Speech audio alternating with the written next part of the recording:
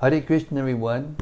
Welcome back to the daily readings of Srila Prabhupada's books. We're a little bit late today because we had almost technical difficulty. The Facebook page wasn't opening up, but somehow or other it is now. So welcome back, where we are associating with Krishna, associating with Srila Prabhupada and all of the transcendental personalities in the Srimad-Bhagavatam. And I heard another wonderful thing from Gopi Puranadhara Prabhu. I hear a lot from Gopi Puranadhara Prabhu, and there's so many wonderful things he says. And one of the things he says was, and he got it from a verse that Srila Prabhupada translated, that when Krishna receives devotional service, either by hearing or chanting or being worshipped or addressed or anything, any devotional service, his beauty increases. And simultaneously, the devotees' beauty increases. So there you have it. If you want to get more beautiful, just hang out in this room, and everything's gonna come. Okay, Sanatana Goswami is telling us all about it. Srimad-Bhagavatam Mahima Stotram from the Krishna Lila Stava, verses 412 to 416, in case you want to look it up in the book, just to make sure it's real.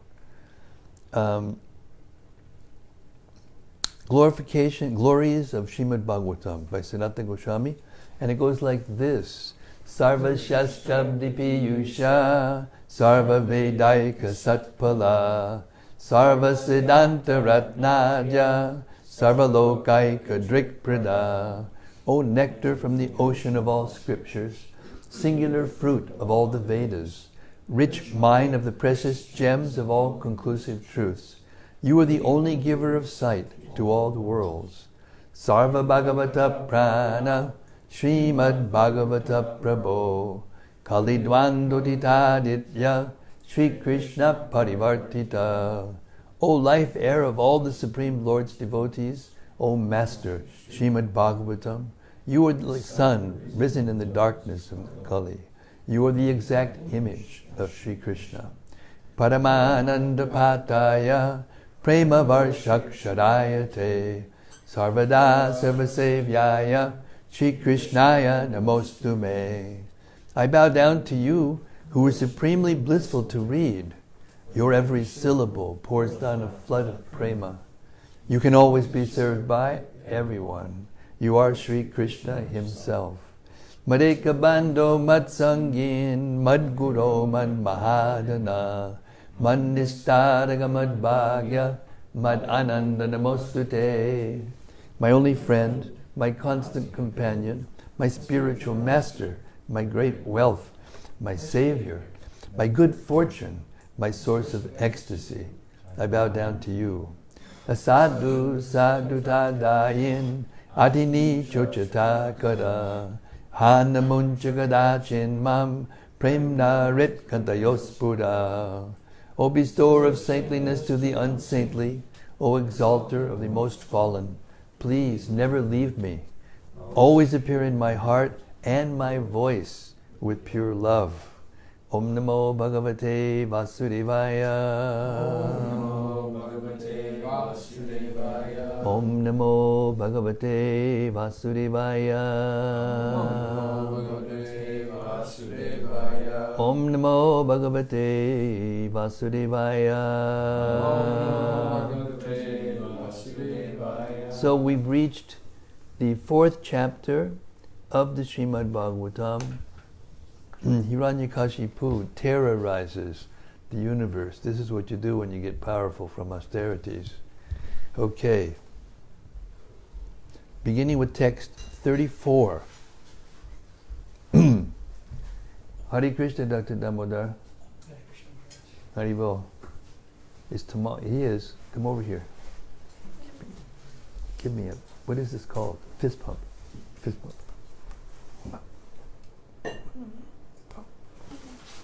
Okay.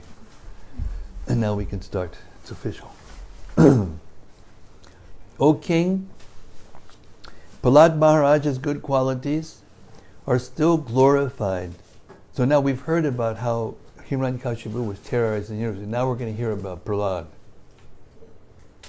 O king, Prahlad Maharaj's good qualities are still glorified by learned saints and Vaishnavas. As all good qualities are always found existing in the Supreme Personality of Godhead, they also exist forever in his devotee, Prahlad Maharaj. Purport. From authoritative scripture, it is learned that Prahlad Maharaj still lives in Vaikuntha Loka, as well as in with this material world, on the planet Sutala. This transcendental quality of existing simultaneously in different places is another qualification of the Supreme Personality of Godhead. Goloka eva nivasat yakilatma buddha. The Lord appears in the core of everyone's heart, yet he exists on his own planet, Goloka Vrindavan. A devotee acquires qualities almost the same as those of the Lord because of unalloyed devotional service. Ordinary living beings cannot be so qualified, but a devotee can be qualified like the Supreme Personality of Godhead, not in full, but partially. Text 35. In any assembly where there are discourses about saints and devotees, O King Yudhishthir, even the enemies of the demons, namely the demigods, what to speak of you, would cite Prahlad Maharaj as an example of a great devotee. 36. Who could list the innumerable transcendental qualities of Prahlad Maharaj? He had unflinching faith in Vasudeva, Lord Krishna, the son of Vasudeva, and unalloyed devotion to him. His attachment to Lord Krishna was natural because of his previous devotional service. Although his good qualities cannot be enumerated, they prove that he was a great soul, Mahatma. Purport. In his prayers to the 10 incarnations, Jayadev Goswami says, Keshavadrita Narahari Rupa Jaya Jagadisha Hare.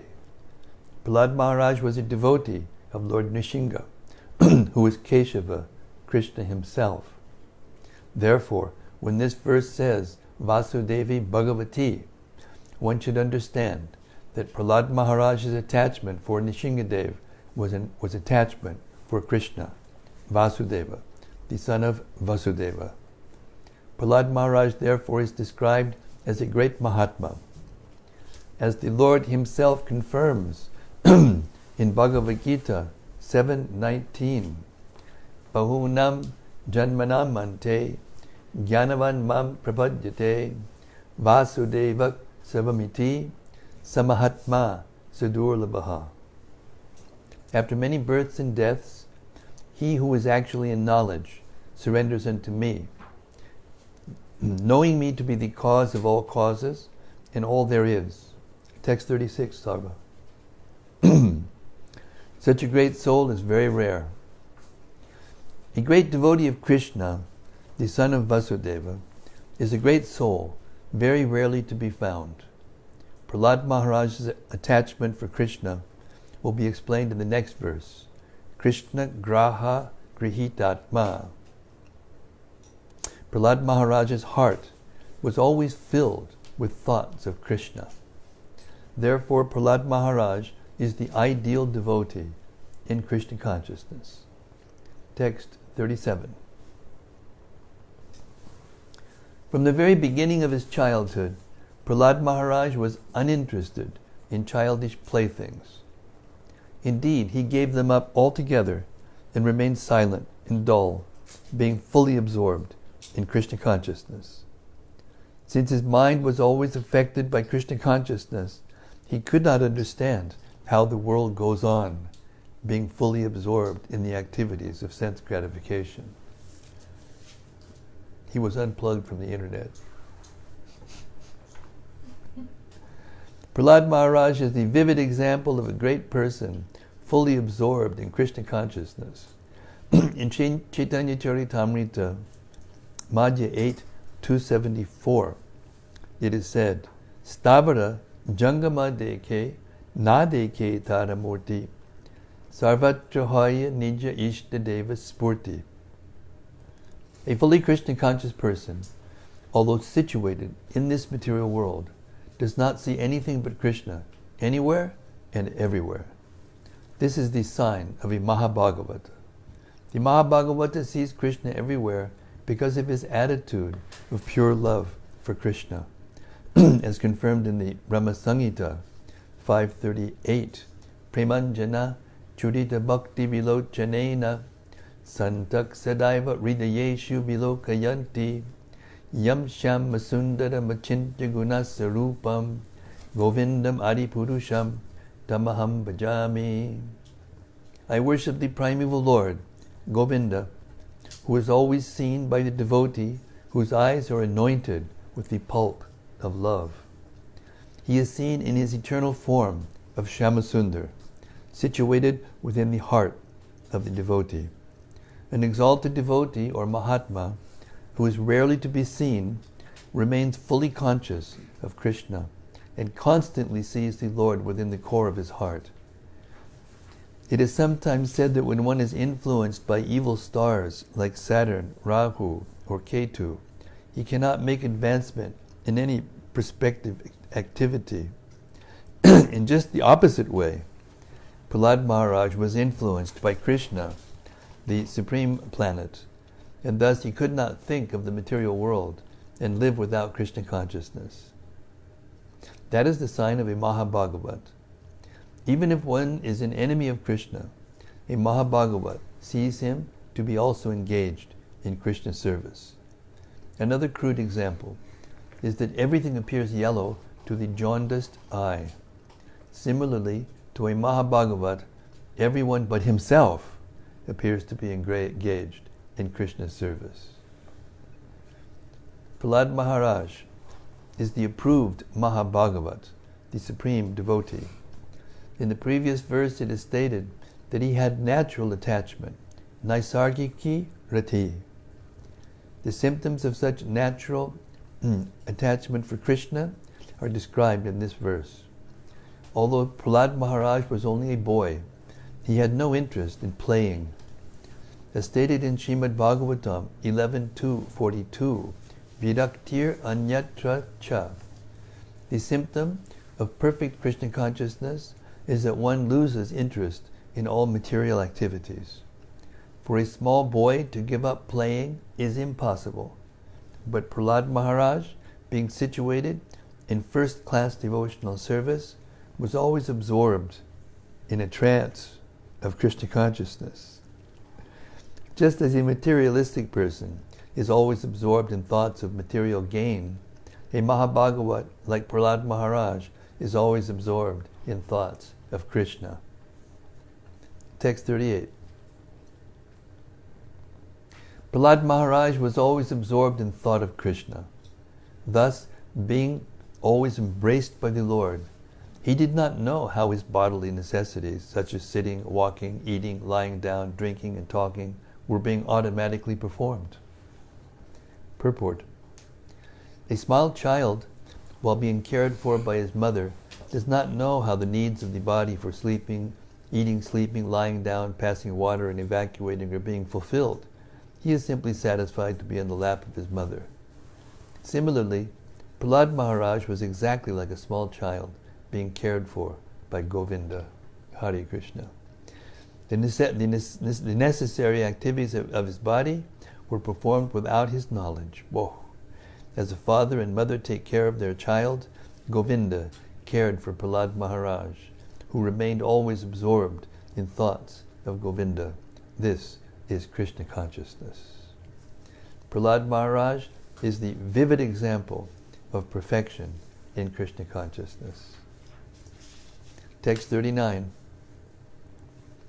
Because of advancement in Krishna consciousness, he sometimes cried, sometimes laughed, sometimes expressed jubilation, and sometimes sang loudly.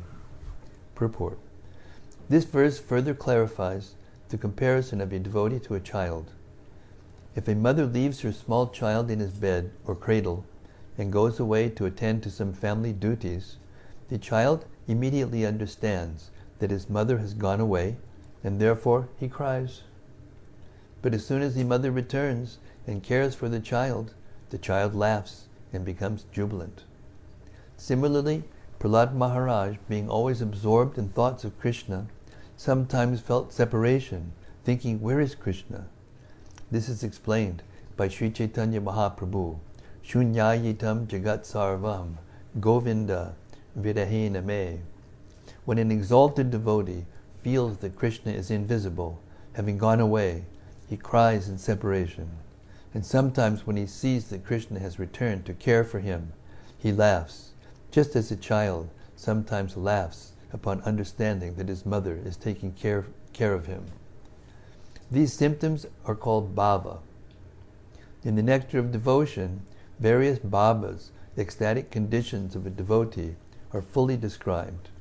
These bhavas are visible in the activities of a perfect devotee. Text 40. Sometimes upon seeing the Supreme Personality of Godhead, Prahlad Maharaj would loudly call in full anxiety. He sometimes lost his shyness in jubilation and began dancing in ecstasy. And sometimes, being fully absorbed in thoughts of Krishna, he felt oneness and imitated the pastimes of the Lord. Purport. Prahlad Maharaj sometimes felt that the Lord was far away from him, and therefore called him loudly. When he saw that the Lord was before him, he was fully jubilant. Sometimes, thinking himself one with the Supreme, he imitated the Lord's pastimes, and in separation from the Lord, he would sometimes show symptoms of madness. These feelings of a devotee would not be appreciated by impersonalists. One must go further and further into spiritual understanding. The first realization is impersonal Brahman, but one must go still further to realize Paramatma and eventually the Supreme Personality of Godhead, who is worshipped by the transcendental feelings of a devotee in a relationship of Shanta, Dasya, Sakya, Vatsalya, and Madhurya. Here the feelings of Prahlad Maharaj were in the mellow of Vatsalya, filial love and affection. As a child cries when left by his mother, when Prahlad Maharaj felt that the Lord was away from him, he began to cry, Nadati. Again, a devotee like Prahlad sometimes sees that the Lord is coming from a long distance to pacify him, like a mother responding to a child, saying, my dear child, do not cry, I am coming. Then the devotee, without being ashamed, due to his surroundings and circumstances, begins to dance, thinking, here is my Lord is coming. Thus the devotee, in full ecstasy, sometimes imitates the pastimes of the Lord, just as the cowherd boys used to imitate the behavior of the jungle animals. However, he does not actually become the Lord. Prahlad Maharaj achieved the spiritual ecstasies described herein by his advancement in spiritual understanding. Text 41.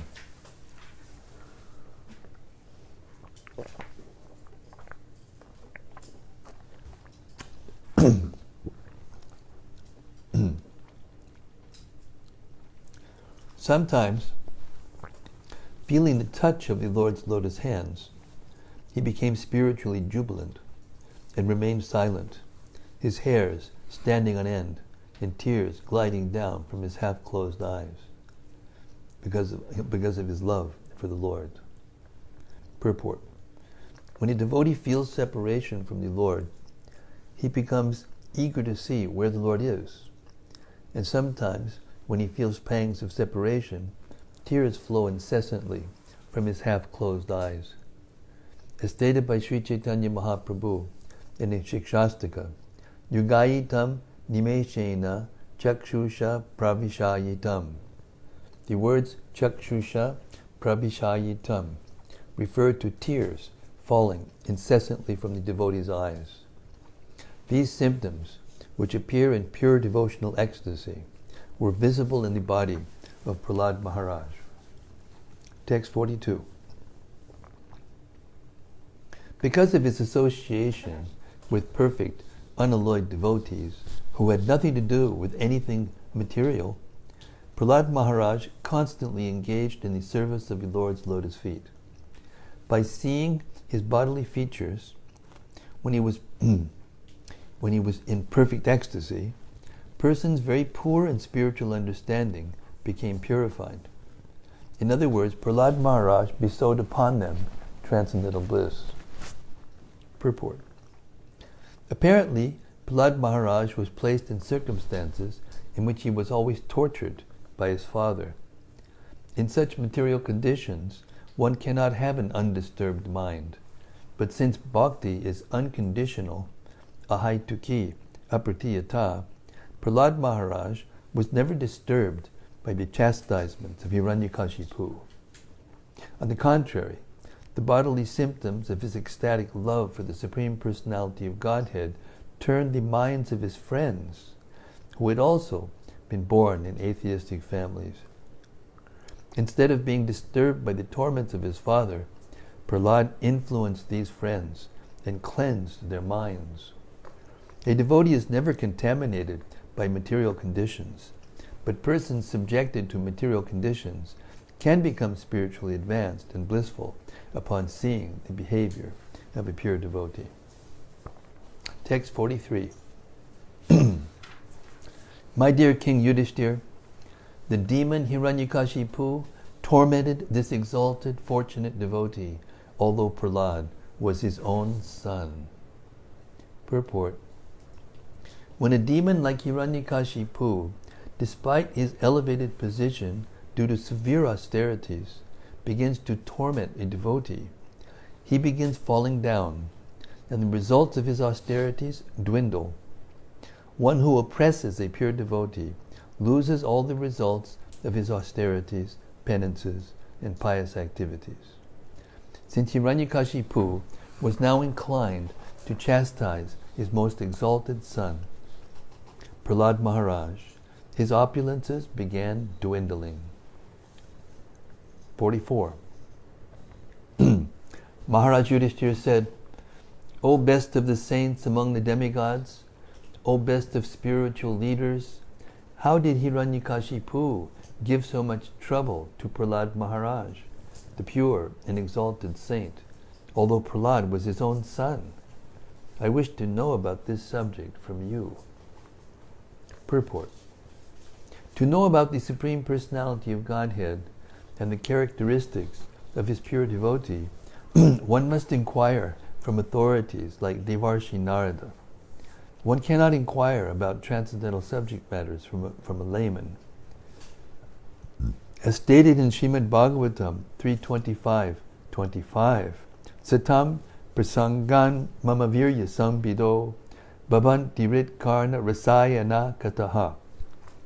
Only by association with devotees can one authoritatively understand the position of the Lord and his devotees. A devotee like Narada Muni is addressed as Suvrata. Su means good and Vrata means vow. Thus the word Suvrata refers to a person who has nothing to do with the material world, which is always bad. One cannot understand anything spiritual from a materialistic scholar puffed up with academic knowledge.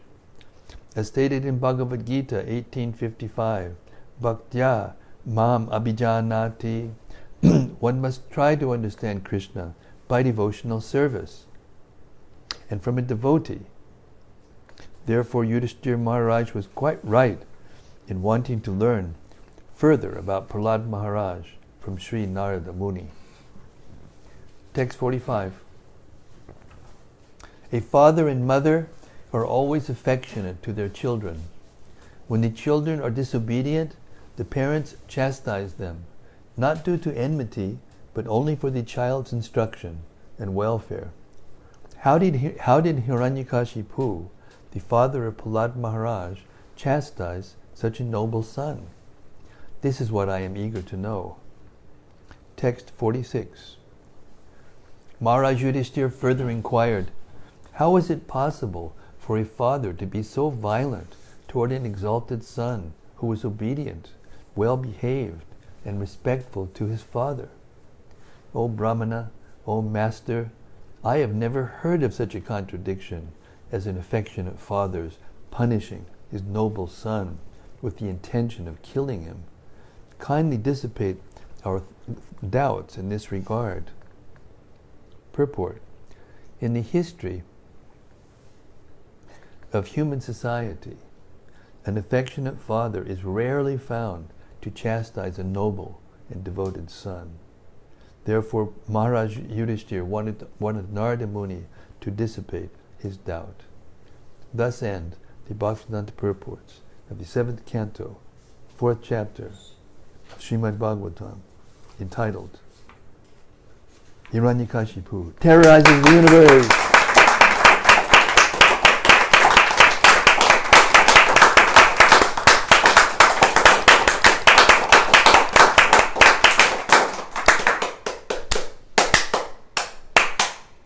Okay, you got it again. Okay, the plot thickens. Chapter 5. Prahlad Maharaj, the saintly son of Hiranyakasipu. Prahlad Maharaj did not carry out the orders of his teachers, for he was always engaged in worshipping Lord Vishnu. As described in this chapter, Hiranyakasipu tried to kill Prahlad Maharaj even by having a snake bite him and by putting him under the feet of elephants, yet he was unsuccessful. Hiranyakasipu's spiritual master, Shukracharya, had 2 sons named Shanda and Amarka, to whom Prahlad Maharaj was entrusted for education. Although the teachers tried to educate the boy Prahlad in politics, economics, and other material activities, he did not care for their instructions. Instead, he continued to be a pure devotee. Prahlad Maharaj never liked the idea of discriminating between one's friends and enemies. Because he was spiritually inclined, he was equal toward everyone. Once upon a time, Hiranyakasipu inquired from his son what the best thing was that he had learned from his teachers. Prahlad Maharaj replied that a man engrossed in the material consciousness of duality, thinking, this is mine and that belongs to my enemy, should give up his householder life and go to the forest to worship the Supreme Lord. When Hiranyakasipu heard from his son about devotional service, he decided that this small boy had been polluted by some friend in school. Thus he advised the teachers to take care of the boy so that he would not become a Krishna-conscious devotee.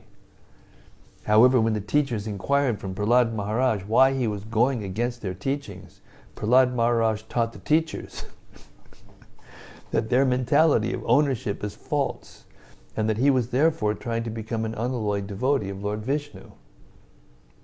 The teachers, being very angry at this, chastised and threatened the boy with many fearful conditions. They taught him to the best of their ability and then brought him before the father. Hiranyakasipu affectionately took his son Prahlad on his lap and then inquired from him what the best thing was that he had learned from his teachers. As usual, Prahlad Maharaj began praising the 9 processes of devotional service, such as Shravanam and Kirtanam.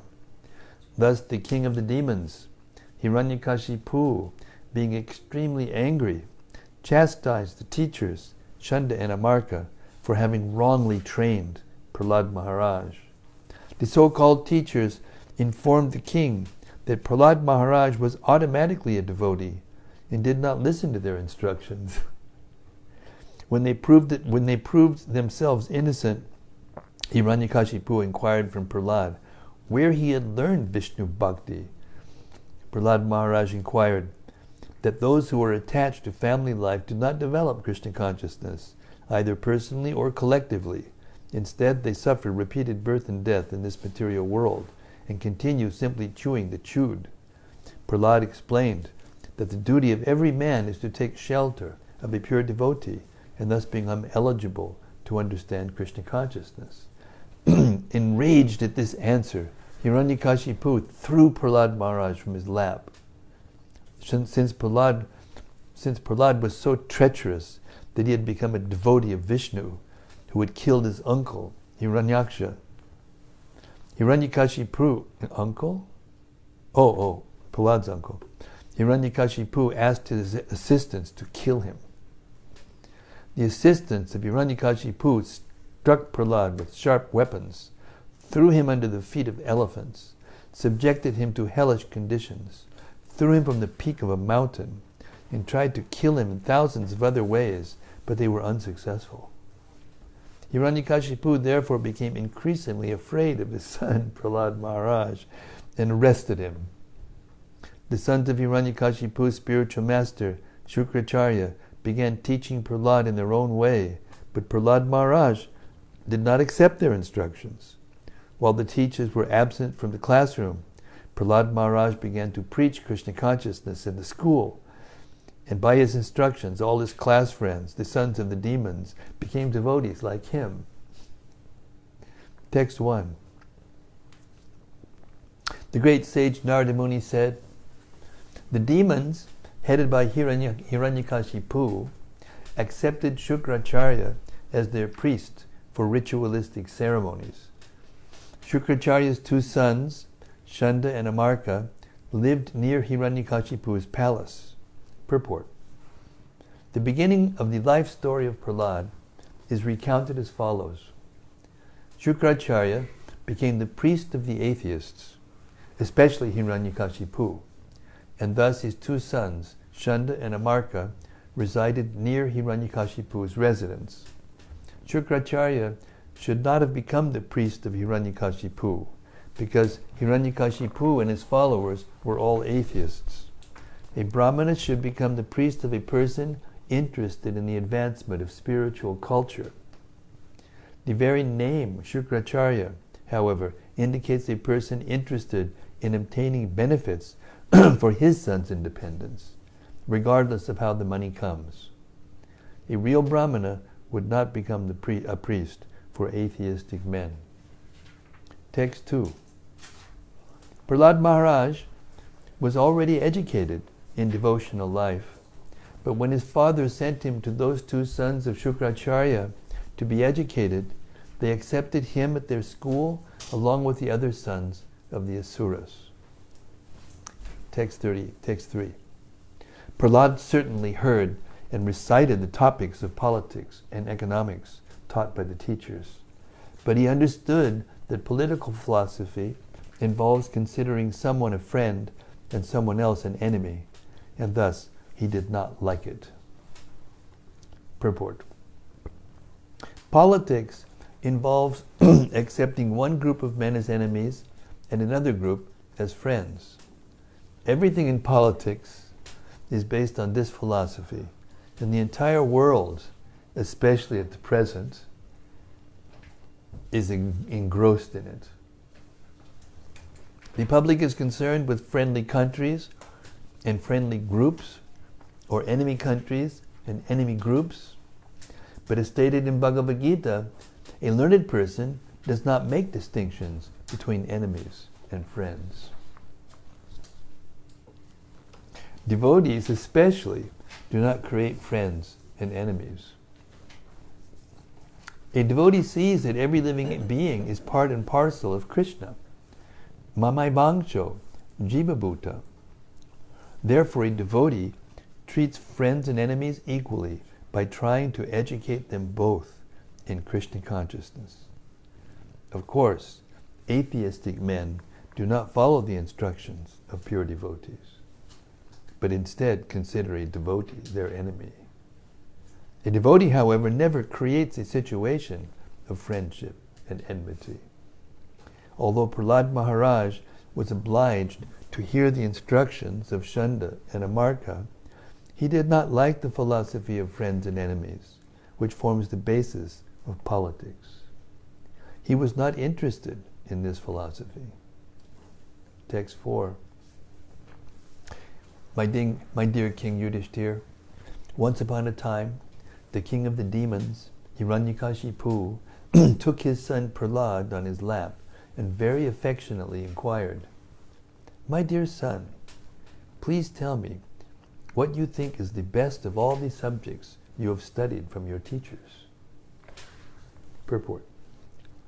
Hiranyakasipu did not ask his young son anything that would be very difficult for him to answer.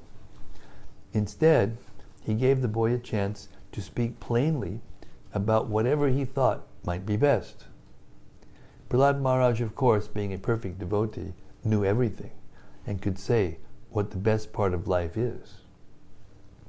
In the Vedas it is said, "Kasmin nu bhagavo bigyate sarvam idam bigyatam bhavati iti." If one properly understands God, he can understand any subject matter very nicely. Sometimes we have to challenge big scientists and philosophers, but by the grace of Krishna, we emerge successful. It is impossible, practically speaking, for ordinary men to challenge scientists or philosophers concerning genuine knowledge, but a devotee can challenge them because the best of everything is known to a devotee by the grace of Krishna. As confirmed in Bhagavad Gita 10:11, "Tesham evanukam partam aham agyana jam tamaha nashayam yat mabhavasto jnana deepena basvata." Krishna, who is situated in the core of everyone's heart as the supersoul, dissipates all the ignorance from the heart of a devotee. As a special favor, he enlightens the devotee with all knowledge by putting before him the torch of light. Prahlad Maharaj therefore knew the best of knowledge, and when his father inquired from him, Prahlad gave him that knowledge. Prahlad Maharaj was able to solve the most difficult parts of problems because of his advanced Krishna consciousness. Therefore he replied as follows.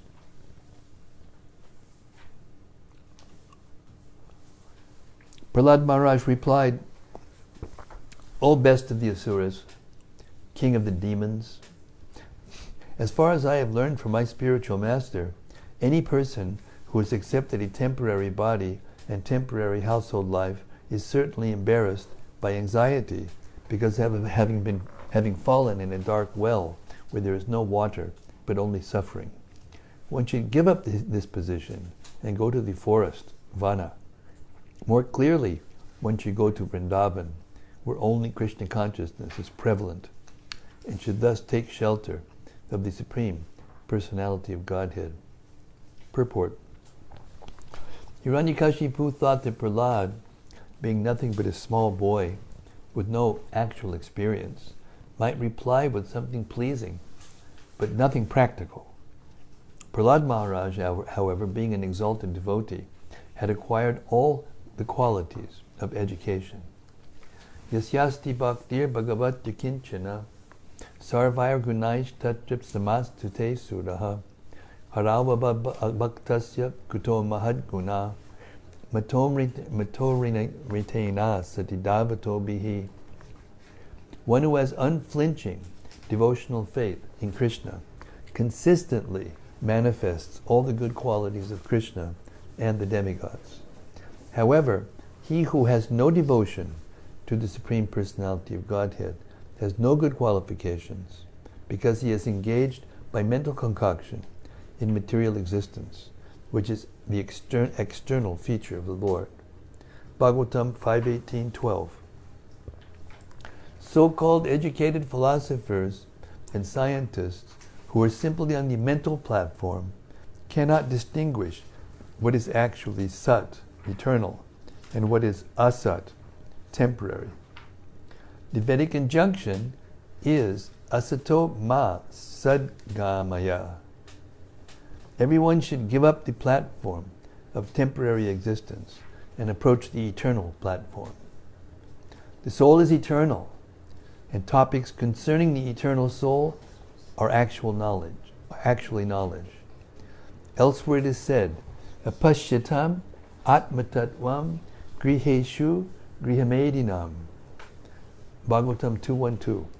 those who are attached to the bodily conception of life and who thus stick to life as a grihasta or householder on the platform of material sense enjoyment cannot see the welfare of the eternal soul. Prahlad Maharaj confirmed this by saying that if one wants success in life, he should immediately understand from the right sources that what his self-interest is, and how he should mold his life in spiritual consciousness. One should understand himself to be part and parcel of Krishna, and thus completely take shelter of his lotus feet for guaranteed spiritual success. Everyone in the material world is in the bodily conception. Therefore, everyone is in the material world. Everyone in the material world is in the bodily conception, struggling hard for existence, life after life. Prahlad Maharaj therefore recommended that to stop this material condition of repeated birth and death, one should go to the forest, Vana. In the Varnashram system, one first becomes a brahmachari, then a grihasta, a vanaprastha, and finally a sannyasi. Going to the forest means accepting vanaprastha life, which is between grihastha life and sannyas. As confirmed in the Vishnu Purana 389, Varnashama Charyavata Purushena Padak Puman Vishnur Aradyate. By accepting the institution of Varna and Ashrama, one can very easily elevate himself to the platform of worshipping Vishnu, the Supreme Personality of Godhead. Otherwise, if one remains in the bodily conception, one must rot within this material world, and his life will be a failure. Society must have divisions of Brahmana, Kshatriya, Vaishya, and Shudra, and for spiritual advancement, one must gradually develop as a brahmachari, grihastha, vanaprastha, and sannyasi. Prahlad Maharaj recommended that his father accept vanaprastha life, because as a grihastha, he was becoming increasingly demoniac due to bodily attachment. Prahlad recommended to his father that accepting vanaprastha life would be better than going deeper and deeper into griham andakupam, the blind well of life as a grihastha. In our Krishna consciousness movement, we therefore invite all the elderly persons of the world to come to Vrindavan and stay there in retired life, making advancement in spiritual consciousness, Krishna consciousness. That's very famous. These are very famous verses.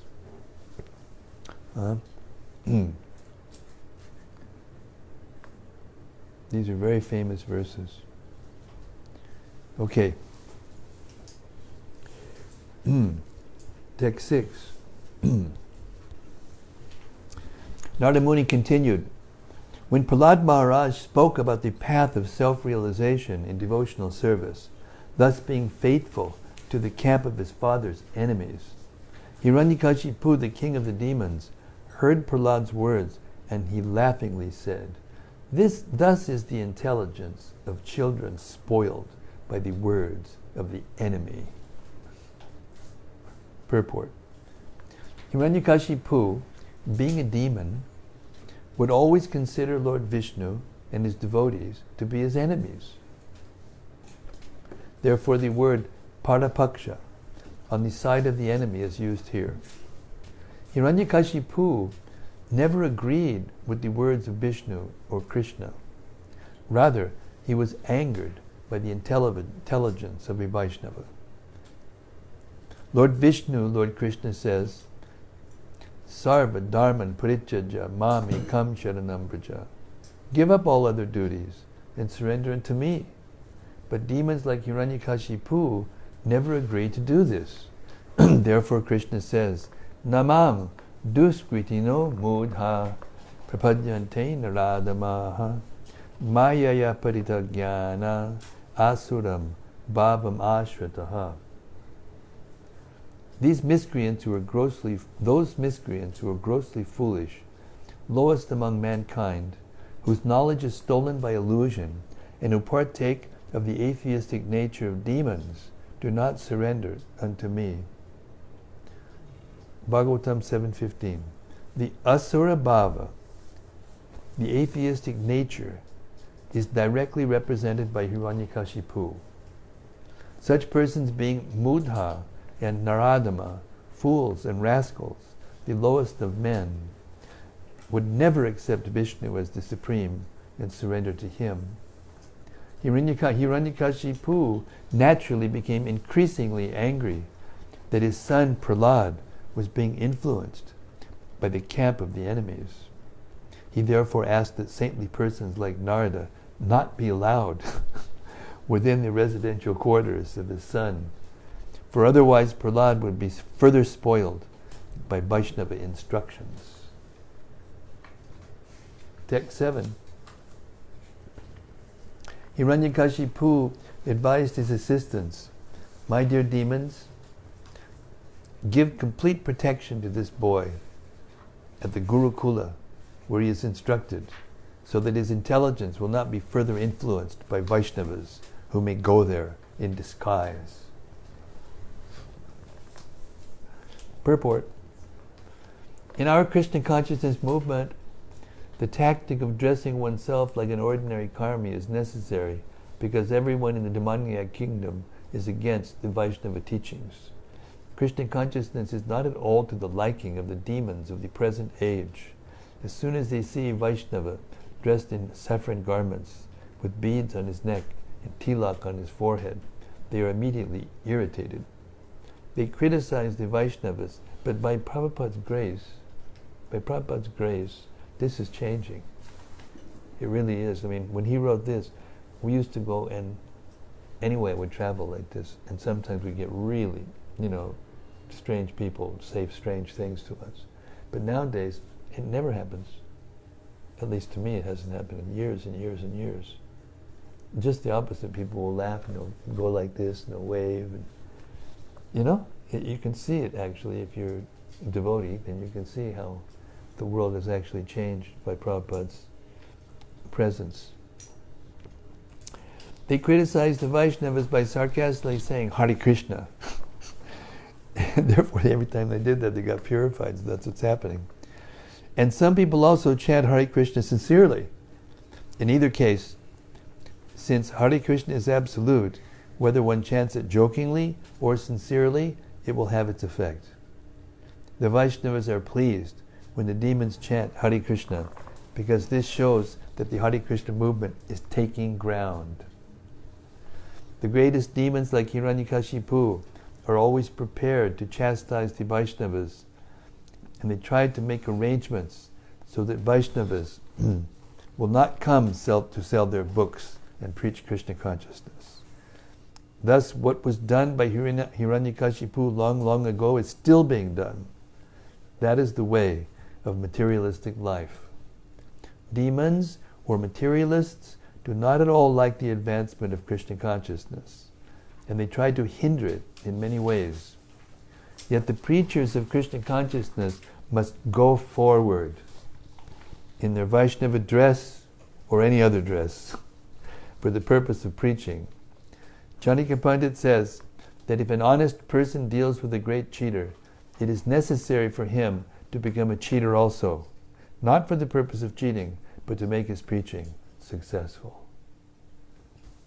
Therefore, in the 10th canto of the Bhagavatam, what is Krishna says of cheatings? I am the cheat.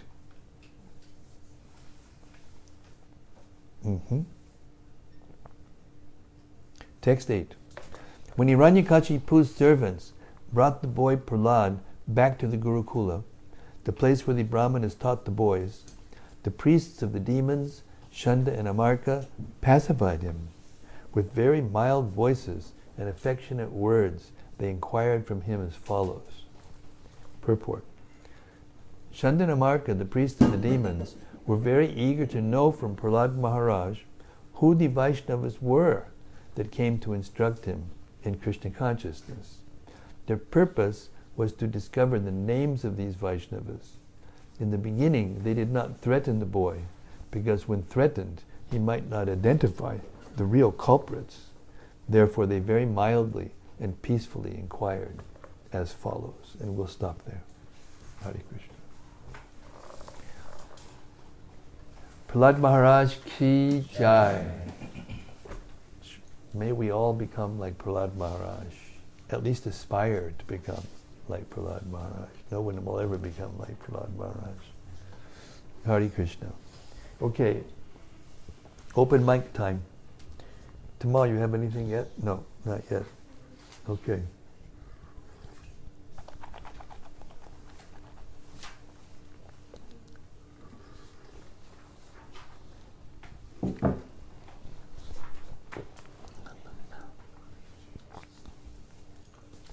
Yes, Dr. Damodar. Maharaj here. Thank you, Prabhu. Haribo. Hare Krishna Maharaj, thank you very much. In the text 5 purport, it's mentioned in the last line, in our Krishna conscious movement, we therefore invite all the elderly person of the world to come to Vrindavan and stay there in the retired life. So this is a clear instruction of the Prabhupada, but at the same time I heard another version of this where they say you should not stay in Vrindavan for very long, otherwise you will commit offenses. So Well, this is not an instruction of his. You notice the words he uses?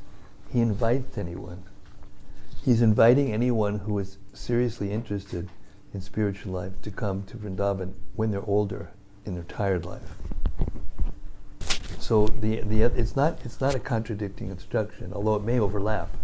There may be people who go there at the end of life, to do nonsense. But if a person has a materialistic mentality and tends to break principles regularly and is addicted to those kinds of things, then they're advised not to stay in the Dham very long. Because if you do devotional service, any kind of devotional service in the Dham, you get 100 to 1,000 times more benefit than anywhere else, just by the nature of the atmosphere. It's so pious and so powerful devotionally. But if you make offense, or if you commit sin there, then you'll also get 1,000 times the reaction. So that's why the instruction is there, not to go there to spend too much time. There's an example in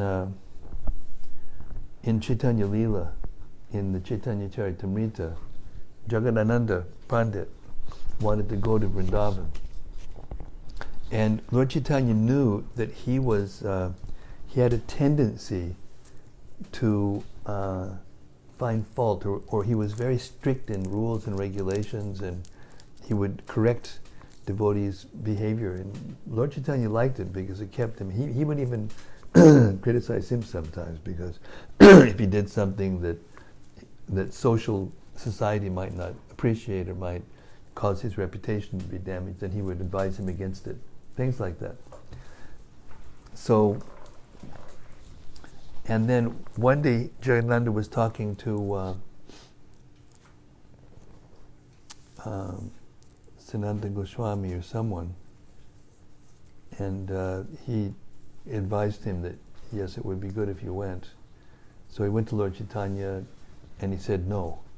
And then there was some time back and forth, and finally he agreed. But he said, you have to, that wasn't Sananda Goswami, it was someone else, because when he went, he said, but if you go to Vrindavan, you have to stay in the presence of Sanatana Goswami constantly, don't go out of his sight, and only stay a short time and then come back. And then he explained to him, because you're in a different mood, you're very attached to rules and regulations, and you may not understand the activities of the Vrajbasis. If anybody's been to Vrindavan and hung out there for a while and lived there for a while, you know that sometimes the devotees can be a little gruff in the language, and they're not so strict in following different kinds of principles and things, but they're all completely attached to Krishna by nature, just by being born there, because that's all they hear about from the beginning of their life. So he said, you go there, if you insist, go there, but stay in the company of Sanatana Goswami to be, protected, and then come right back. So there isn't actually a contradiction. He's just saying, if you come to the point of retirement and you're so serious about spiritual life, then it's good for you to go to Vrindavan because it's easier to chant Hare Krishna. And when sincere devotees go there, it's easier to follow the principles. It's easier to think about Krishna. If you go there with an ulterior motive, or while you're still contaminated by material thoughts and material habits, then it's dangerous. Hare Krishna. We've got a few on here. Okay, let's go. Hannah Gill says, Hare Krishna. Who does? Hannah Gill. Hannah Gill. Hannah Gill. Hey Hannah, Hare Krishna. Hare Krishna Gurudev. All glories to Srila Prabhupada. All glories to your lotus feet. Can you please explain Prabhupada's analogy of chewing the chewed more in depth, please?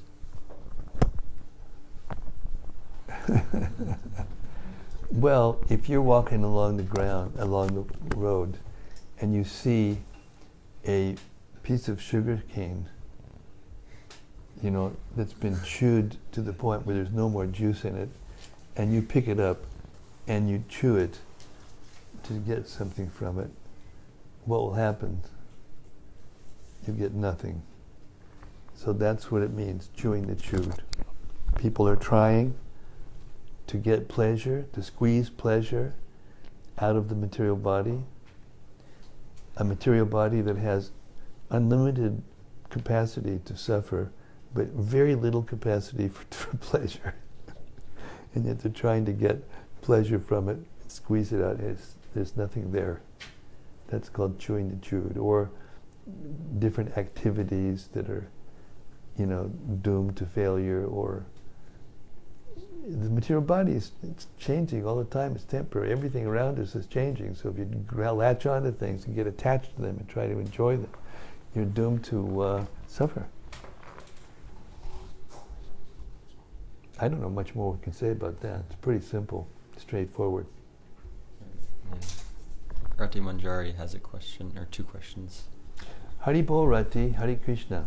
Says, Hare Krishna, dear Srila Guru Maharaj, please accept my humble obeisances. I have a reflection and a question about a part you read yesterday in the purport of Srimad-Bhagavatam 7.4.2. I quote, material benedictions are not always exactly worthy of being called benedictions. If one possesses more and more, a benediction itself may become a curse. For just as achieving material opulence in this material world requires great strength and endeavor, maintaining it also requires great endeavor. End quote. I found this point spot on, because in my efforts to maintain my so-called possessions in my household, I often become overwhelmed. I have heard that great devotees know how to use everything in the service of Krishna, but as a beginning devotee with an overload of stuff, I do not manage to use everything I have properly. A lot of it is just sitting there and gathering dust. I have two questions about this. My question is it correct to conclude that because we are made from spirit, we are in a material world, surrounded by matter, which can easily pull us down in our neophyte condition?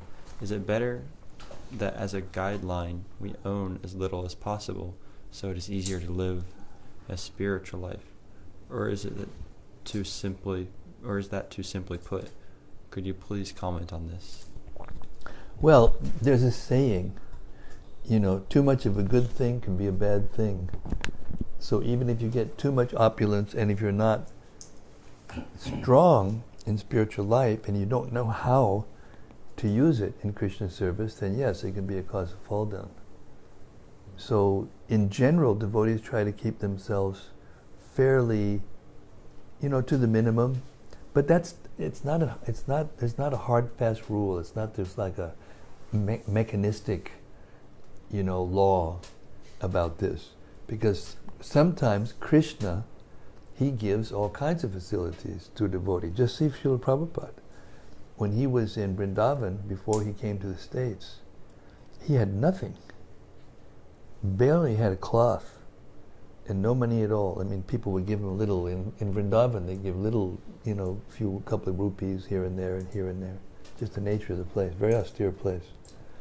And so he had nothing.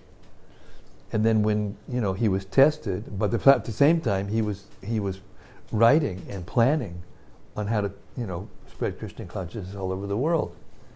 So when it came time, was right, when those books were published, and he thought now the time is right, he came to America, and after a year of, complete, almost you could say failure, because nobody came, and he was just wandering from one place to another, Gradually devotees came, and then gradually, he made a joke when he went back to India later on. He left with 40 rupees, which actually meant nothing in America. You couldn't even change it, even if it did. It was like $7 or something at that time, according to the exchange rate. And he said, now I have 40 crores in 10 years. What kind of businessman can do that? And everybody would laugh. And of course, it was in Bombay, so the Bombay Wallahs were all impressed with that. So he knew how to impress people with even those things. Mm-hmm. And he was tested. He was time tested, and he was expert. He knew how to use everything in Krishna's service. So to the extent that you know how to use things in Krishna's service, you should keep those things. Because when you use things in Krishna's service, it purifies the material world. That's what the Sankirtan movement is. It's a movement meant to spiritualize the whole world gradually. It'll take a long time, 5,000 years, but that's the goal. To take as many people back to Godhead as possible. But it's true that even, when a devotee's not strong and they get, opulence, like Rupa Goswami said, don't initiate too many disciples.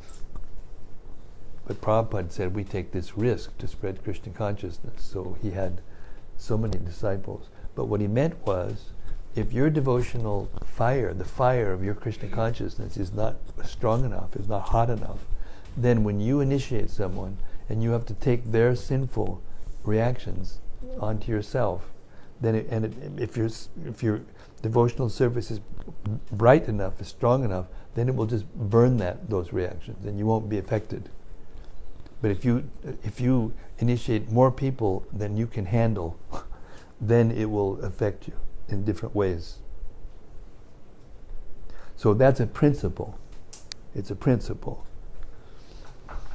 that we should not over-endeavor, we should not over-collect. It says right there in the Upadeshamrita, doesn't it? Atyahara priyashascha.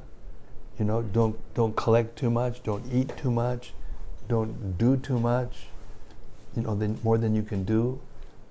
Because, we're not meant to work like asses. But at the same time, if you can work like Prabhupada worked, not like an ass, he worked like a spiritual, I don't know what to say. He was, I'm just reading this Shema Sundar's book, Chasing Rhinos with the Swami Part 2.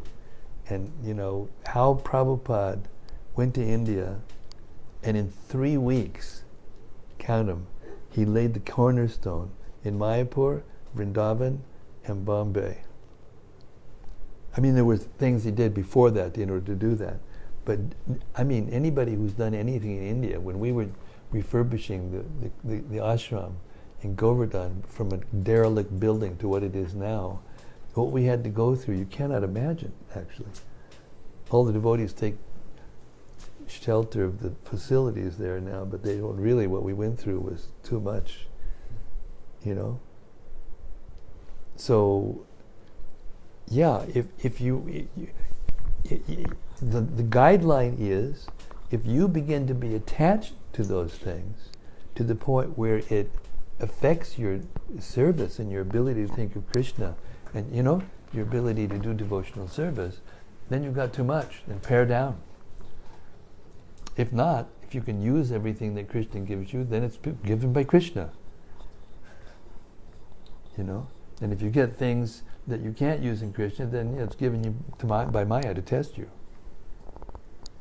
And sometimes Krishna will take everything away from you to test you, like he did to Prabhupada. He was big. He was a big guy, a big businessman in his heyday.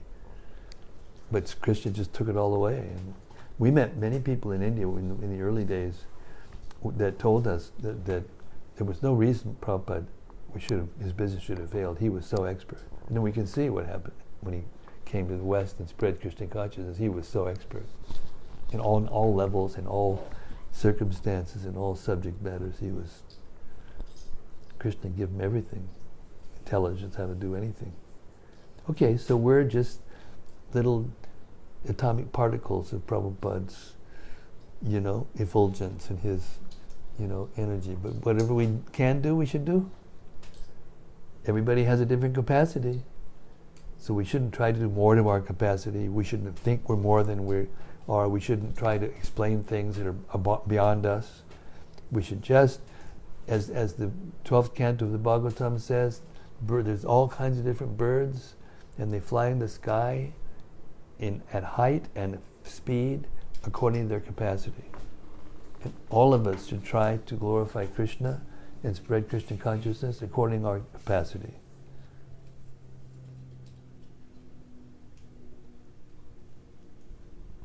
Hare Krishna. Got another question.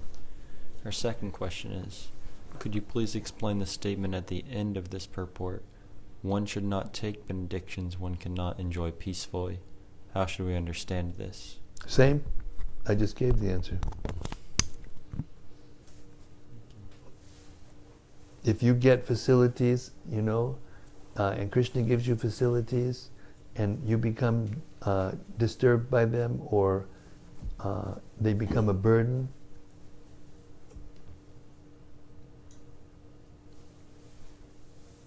then pare it down so that you can continue to do your devotional service. When you study astrology, you learn this. In Jyotish Veda, you study astrology, it'll say sometimes there are planets that are naturally beneficial.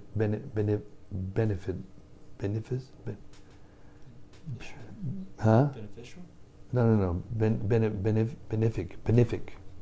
Certain, like Jupiter is benefic planet by nature, and Saturn is the opposite by nature. But if you have Jupiter in the wrong place, and it expands the wrong thing in the chart, then it can be a malefic rather than a benefic.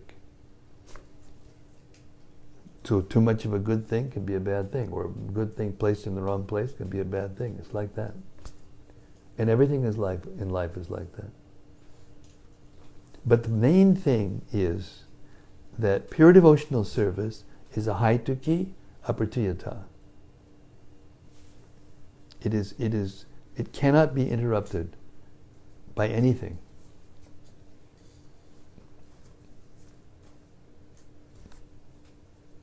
Ahaitaki apratiyata. It cannot be stopped, and it is, spontaneous. Like the example in the Vedas is given, that when the Ganges river is flowing towards the sea, you can't stop it. It's going to go somehow or other. Sometimes it even goes underground. You try to dam it, but somehow or other the water will go, You have to, even if you can successfully dam it, you have to let some water out. It can't keep, building up.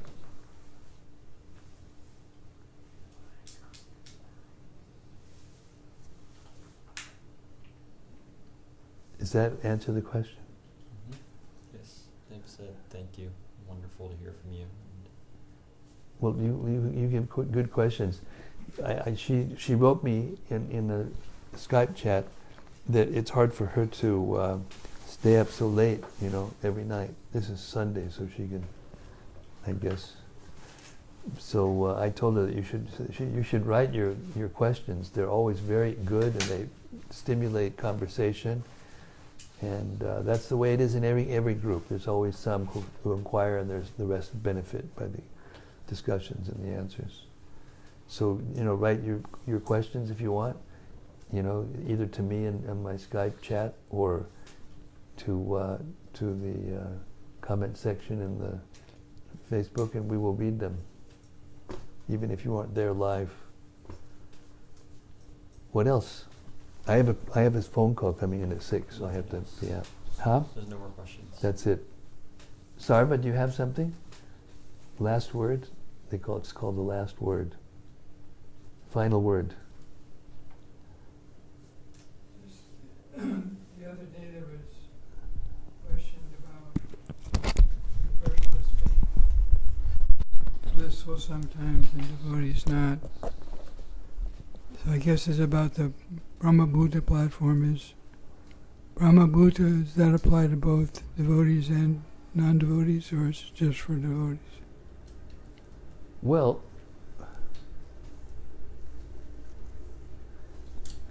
the Brahman effulgence is Krishna. The Brahman effulgence is Krishna. So you do experience freedom from anxiety and peacefulness, and in the Brahman effulgence, if you're actually realized.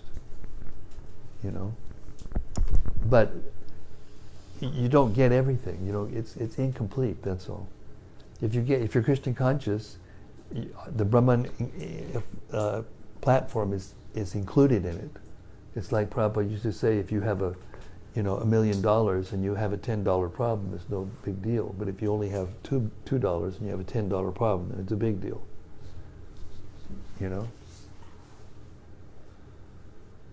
And sometimes, Krishna puts a devotee into anxiety to increase the separation.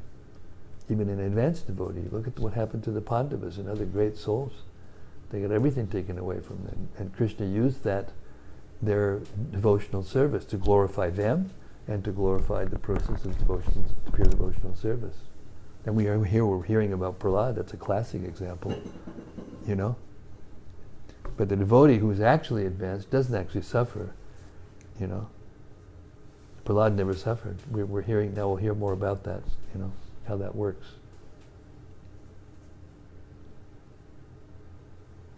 It's, Krishna consciousness and these concepts that depend, the different levels of Krishna consciousness have different characteristics.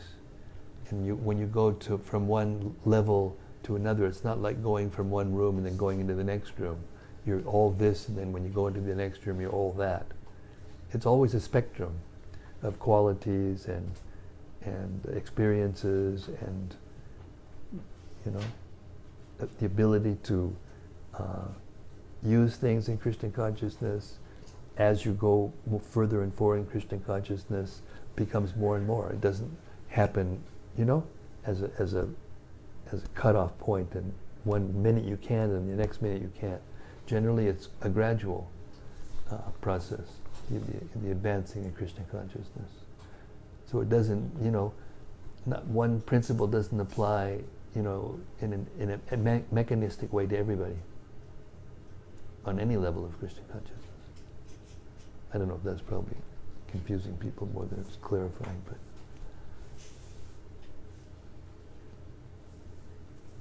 Is that something? She was saying that. Who was saying? The wife of, she was saying that some. Oh, the wife of Damodar. Yeah, some devotees referred to as are. So I was asking. It seemed like the process of devotional service makes one blissful if one keeps performing nicely. And the devotee, once he attains a certain level, is more blissful than the non. Well, one time Srila Prabhupada someone asked Prabhupada a question. How can I tell whether I'm making advancement in Krishna consciousness? And you know what his answer was? How much anxiety are you in? Mother Yashoda is constantly in anxiety. Constantly. Because she's taking care of Krishna, and he's in his childlike form. You think he's naughty, boy. Krishna can really get into trouble. Krishna, and he's always doing all kinds of things. So she's always running around, making sure he doesn't do this, making sure he doesn't do that. Demons are coming every day. So it's not that that's the point I was trying to make to her. It's not that we're looking for peace. It's not that just because people are meditating on the Brahman and they look very peaceful, and devotees look like they're angry and running around and doing things and getting, not looking like they're peaceful. It's not like that. Devotees internally, even when they're feeling separation from Krishna, they look like they're crying, and externally they look like they're, suffering. They're not suffering. They're in ecstasy. If you take that away from them, they won't like it. They won't want you to take it. Sanatana Goswami gives a good example in the Brihad Bhagavatamrita. He says, if you make ice cold enough, really cold, like dry ice, you can put it on your skin and it feels hot. And when you take it off, it leaves a burn. So the ice is cold, but it feels hot and it burns like fire. So like that, devotees, even if they're in different states of apparent anxiety, feelings of separation, or anxiety to spread Krishna consciousness, or anxiety to advance in Krishna consciousness, and they look like they're, in some kind of, unpeaceful state. It's not like that. It's not what it looks like. Of course, sometimes it is. If a devotee's a neophyte and he's tending to get too angry over any little thing, materially, that's another thing. That's why I'm saying this is not such an easy subject to delve into and satisfy everybody with the answer.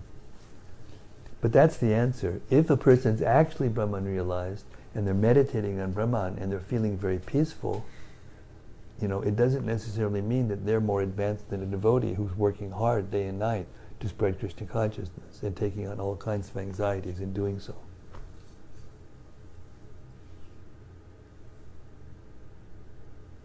And with that I have to go because in 3 minutes I have a phone call. Somebody's calling me at 6. Prahlad Maharaj ki jai. Hiranyakasipu boo. Gaur Premanandi Hari Hari Bol. Srimad-Bhagavatam ki jai. Thank you everyone for coming to be with Prabhupada and the Srimad-Bhagavatam and Prahlad Maharaj. Tomorrow at 6:30 at Central Time in USA. See you there.